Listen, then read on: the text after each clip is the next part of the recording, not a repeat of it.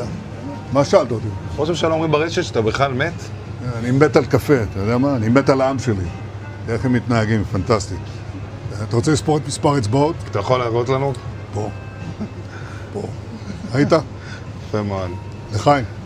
ראש הממשלה מסר לאנשים שיוצאים ומתאווררים? לצאת להתאוורר, אבל ליד מרחב מוגן.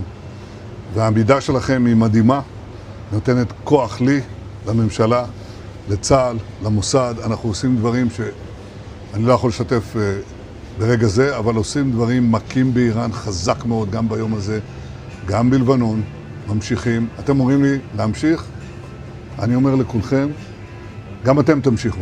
תמשיכו להישמע להוראות פיקוד העורף, כל הזמן, להישמע להוראות פיקוד העורף, וגם לראשי הערים, להיות תמיד ליד מרחב מוגן. ואנחנו נקל ככל שהדבר ניתן.